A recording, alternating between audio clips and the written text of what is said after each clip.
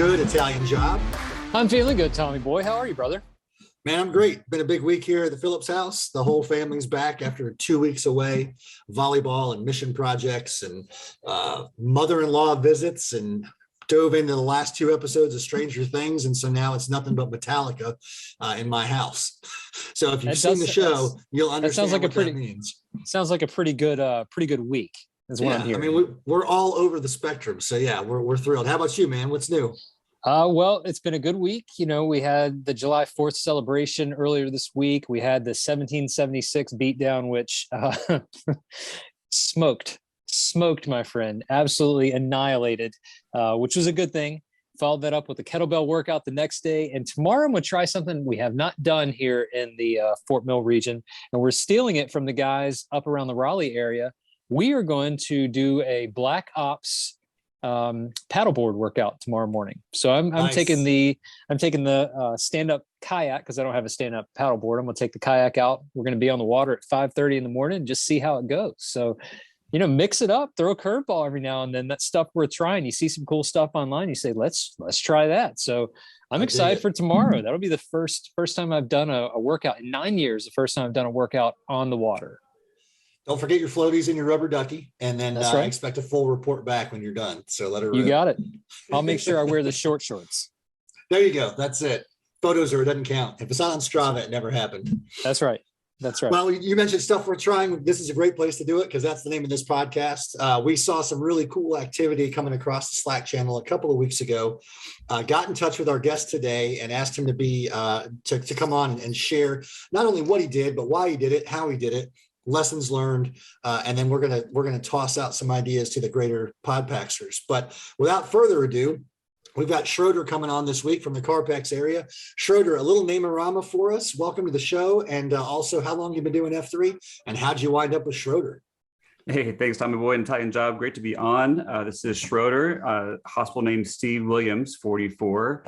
Schroeder, as of 2.5 years ago in Carpex, actually started posting right before the pandemic hit. So I had a week of real F3 and then virtual F3 for a while before coming back out in the gloom. And name is from playing the piano, one of my hobbies that I share with the packs. It was that or Chopin, and I think I like Schroeder better. I would second that notion. That's there's a lot to run with there. I dig it. Well, welcome. We're glad you came on. Like I said, we spotted you doing some cool stuff that was really engaging. I was most impressed by how fast it took off. So rather than bury the lead, here's what we're going to do on the podcast today. You initiated a 24-hour all-inclusive prayer vigil.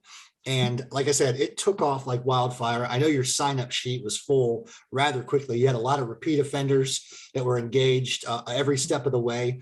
So we want to talk about what needs you saw, how you went about executing this, how you engage Podpaxers and the packs in the Carpex and beyond region, but mainly the why and the how. And then we're going to open it up even further and look at the future, because obviously this was so successful. We want to do it again. And to stay true to the mission of F3, what does it look like to open something like this to all men? How do we engage other religions, people that are not practicing religion, but are showing up for every service opportunity you could possibly imagine? So I'm excited just to unpack this box with you. Can't thank you enough for being here. We'll just start off with a real simple question and see where it goes. What need and when did you first see that need to initiate this stuff we're trying?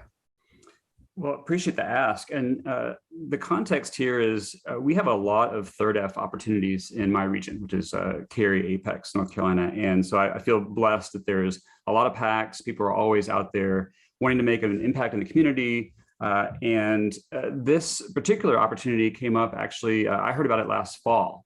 And so this is a prayer vigil that one of the other packs, Rooney, organized at the time. And I participated. I signed up for a 30-minute slot to pray. And was very moved by it. And then basically this, kind of last couple of months, I said, hey, you know what? We haven't done that in a while. It seems like something we should do again. So background is actually that this started back in 2018. So I was just one of several packs that felt moved to do this. And so luckily there was a playbook. It was very easy for me to get started. And so as we go through this, I think that'll be the one kind of common theme is it's very easy to pick up. If you feel free to lead, go for it. And others have done this before in other ways. So Nice. you mentioned there's kind of a playbook in place. What steps did you take from the start? You knew there was a need, you had a playbook in place, but how did you start it? I mean, did you just kind of start talking in the COTs and say, hey, I'll send out a sign up genius, or, how did you get there? Well, I'll share the backdrop, which I didn't know at the time, which is kind of interesting. 2018, one of our packs shut in. He saw a flood of requests coming in on our Slack channels about prayers.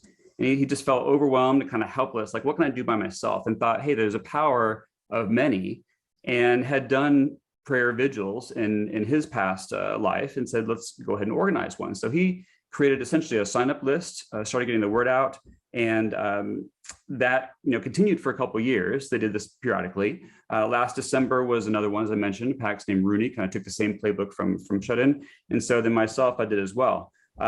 Basically, it's very simple. Number one is I spoke with some of the leadership group within our region. Said, hey, we haven't prayed as a group for a while.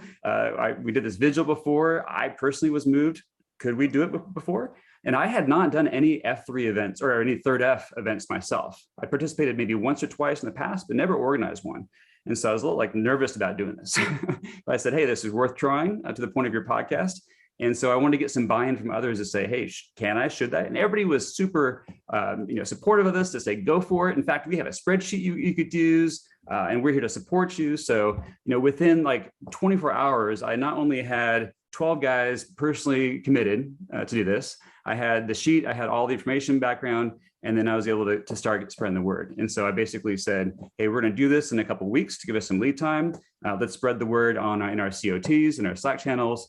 Let's collect information and requests from our peers and from our family, and find out what's out there. And God knows there's a lot of things we're able to pray for, especially in the last couple of months. So there's a lot of need that I found out of the gate. I think that was the power of it too.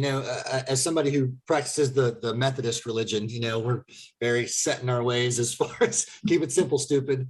And the power of, you mentioned somebody felt helpless, right? And we can, it's easy to get overwhelmed with the amount of the status quo pouring down upon us.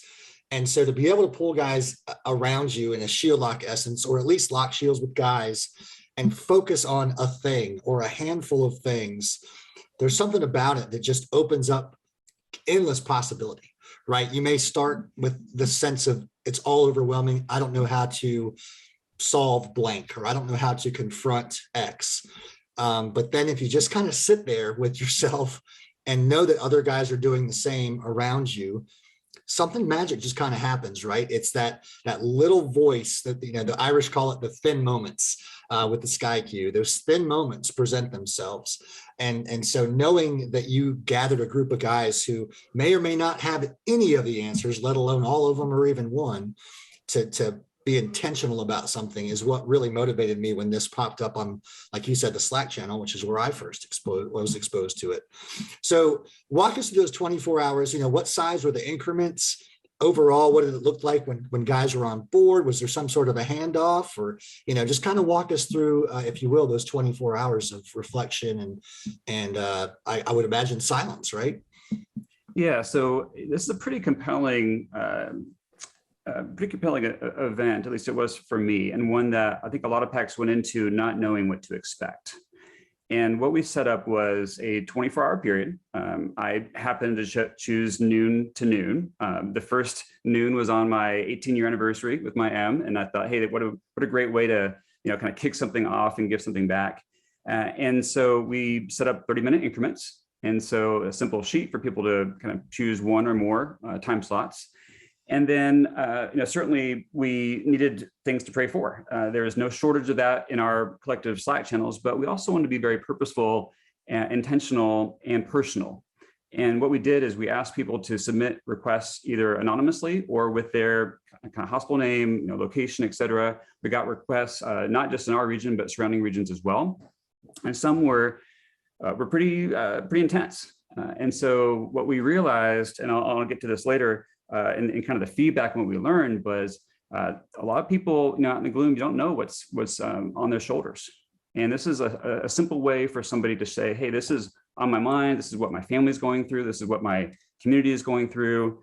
And then, basically during that 30-minute slot, we asked PAX to then reflect, to pray, to meditate, to walk, to work out, to play music, to whatever moved you personally, to reflect and think about something beyond yourself, and then by name go through these requests, think about them, meditate over them, pray over them, however you see fit.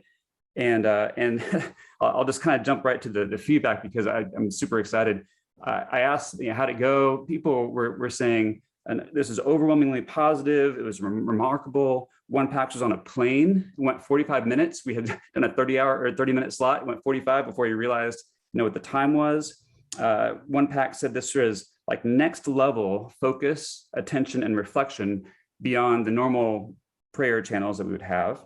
An incredible experience, an opportunity to pray over others, and overwhelmingly closer to my brothers as a result. And I think that results from people really opening up personally about what they're going through, which many of us had no realization otherwise.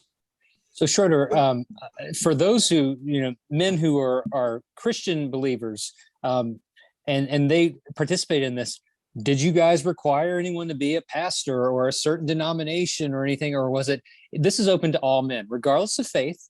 We are opening this up for you to have a conversation with whomever you believe in and meditate on someone else, putting your selfish needs behind to be selfless for others. Is that kind of how it was approached with the men who signed up? Just no prerequisites required, all are welcome. Exactly. There is zero mention of religion. This is purely about our collective needs and joining together as a group of brothers. It was not about any specific religion or really even any specific direction on how to pray or what to do. So a lot of this, I think, came from the aspect that was free to lead, opens up the possibility for self-discovery, self-reflection. And that's where I think some of the compelling experiences came from.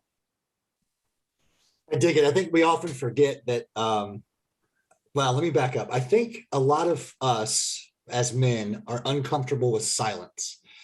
We are called to fill a silent moment. I don't know if it's an American thing or a guy thing or what, but when you allow yourself the grace to listen, to really listen, or at least to exercise your ears, some incredible stuff comes up. You're gonna hear things that you haven't heard before, that's always been right there below the surface. And it may be an outside force impacting you. It may be an inside force resonating from you that you just haven't heard before. So this idea of putting it out there and challenging guys to be okay with that for 30 minutes, and then hearing a guy that was like, oh my gosh, I've been doing this for 45 minutes. That inspires me, because it means that we haven't forgotten that art of listening, and then being high impact men. How do we take those words and put them to action? And you've already built yourself a list of dudes that are ready to move on that and be active at the end of, at noon the next day, right? So I applaud that. I imagine just from that list, the short list you read, you probably experienced some surprises, some celebrations.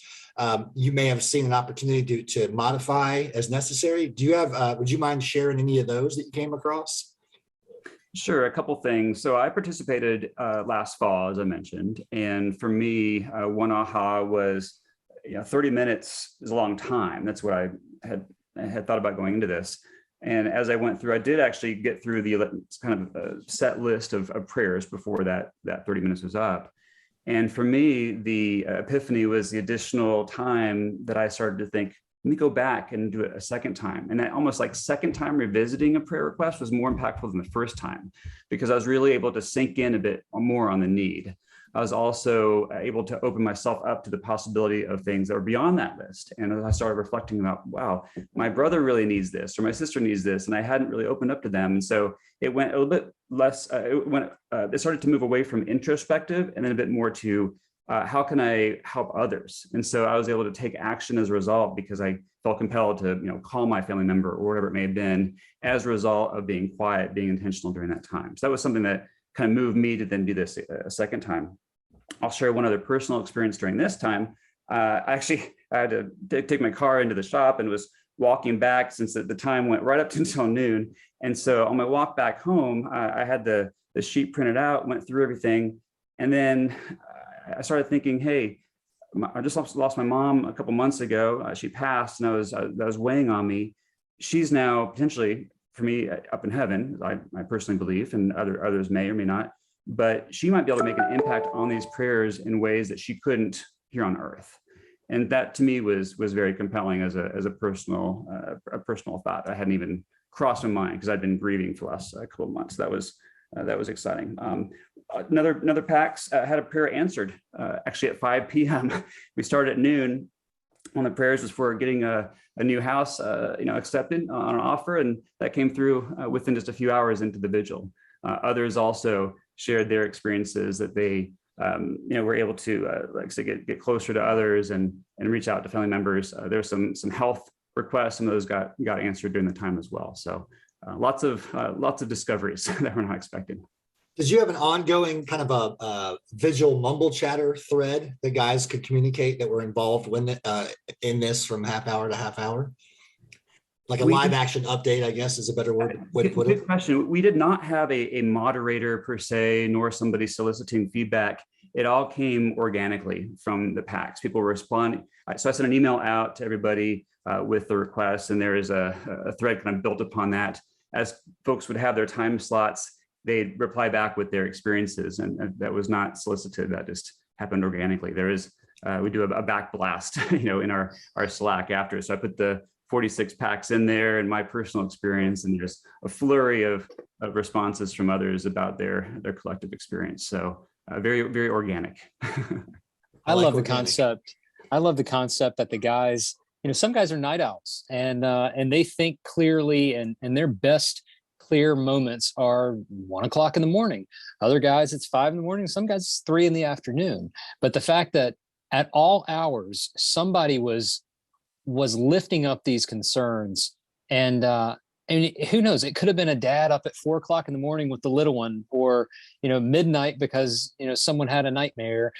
It's just, I love that idea that there was selfless men at all hours of the day who are willing to carve out time to do exactly this. It's just so encouraging. And those who are believers in the Christian faith, there's scripture, something that I hold on to dearly. The prayer of a righteous man is powerful and effective. And sometimes we never know the results of these prayer vigils. We never know, sometimes we don't even know what to ask for. We don't know how to seek guidance, but it's just the weight just lifted. And it's a powerful thing, regardless of your belief system, to know that someone cares enough to lift up you in their thoughts, in their prayers in some cases, or just to think less of themselves and more of others. And I think that is the whole mindset of the third F, believing in something greater than yourself, that you're not the center of the universe, that the world does not revolve around Schroeder or Tommy Boy, Italian Job, or anybody else. And the moment we think that we are the center, we have completely messed everything up and gotten our concentrica out of order. So Schroeder, I just appreciate you sharing this with us. Tommy Boy, I know you've got a list of questions, probably a couple more on the list. But Schroeder, I just wanted to tell you, man, to watch it from afar, to see it on Slack and say, man, it's so neat. It's, I think we've all had experiences like this where we just can't explain it. For me, I can tell you there was a time we were traveling in South America with a group of F3 men, and we were on a mission trip. And we went to a church in Santa Marta, Colombia, South America. And they handed us a piece of paper, and it was a prayer request, and it was in Spanish. And none of us spoke Spanish. Not a single one of us spoke Spanish. And I said, hang on a second. So I pulled up my phone, Google Translate, and took a picture of it. And before my eyes, it translated to English.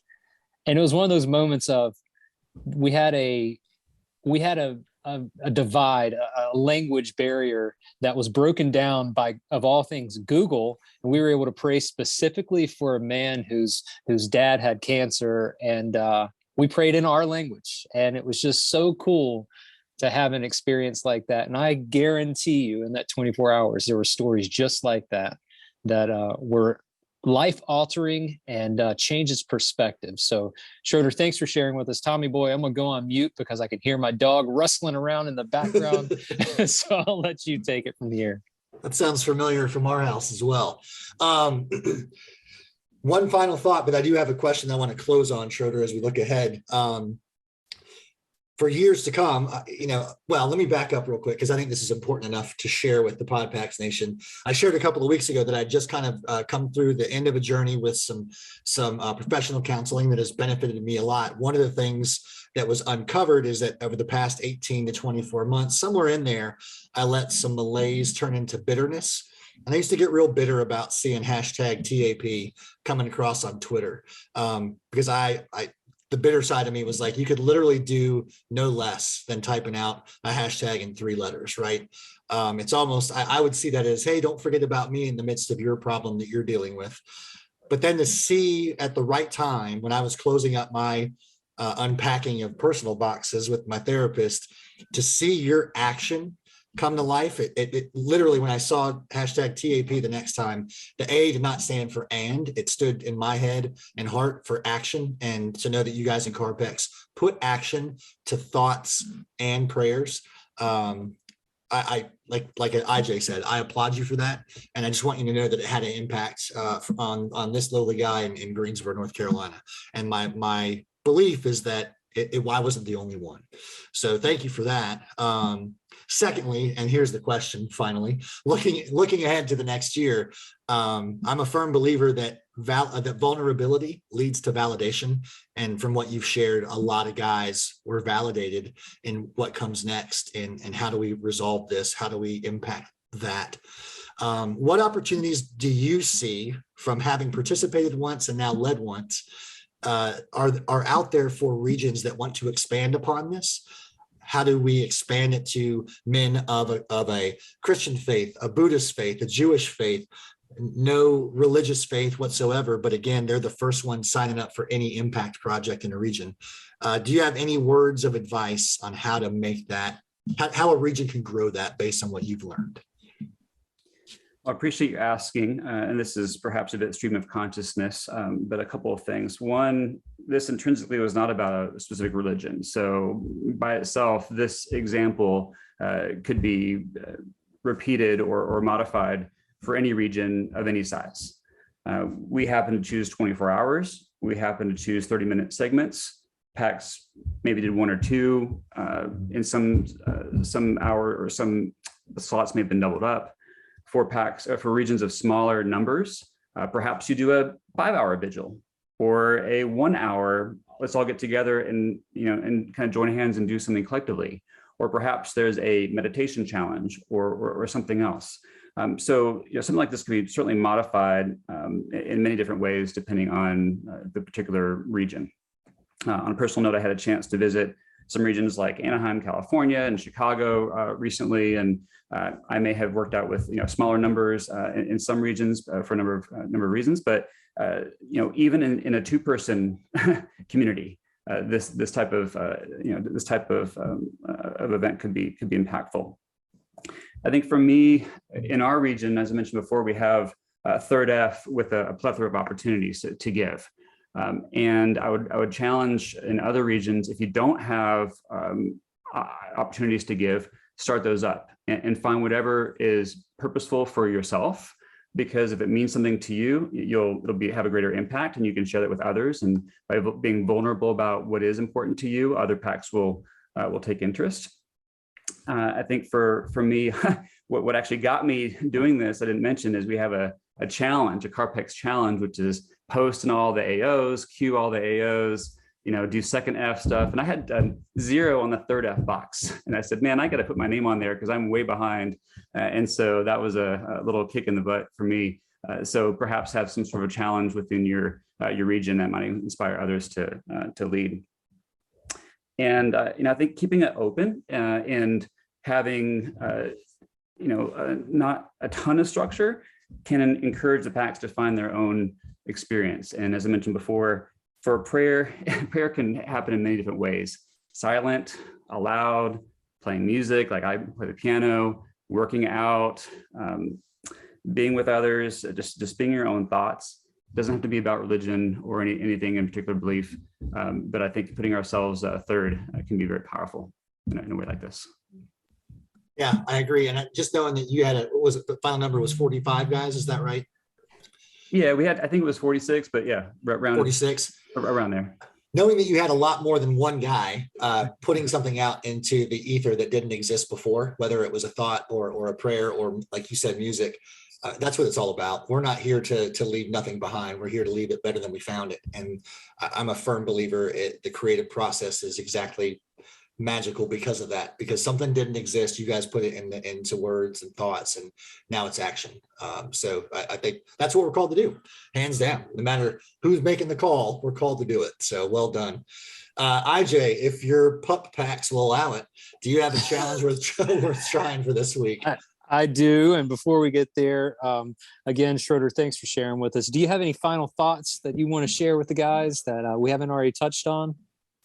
Just that I'm inspired now to consume more F3 information, podcasts as well. As the first one I've really been a part of, but and it's exciting to see just the amount of content out there. And I appreciate all your work, which sometimes may not go noticed. It's being noticed today. So thank you. And I personally encourage everybody else to to participate in these events, and then go turn it into action for your own region in your own way.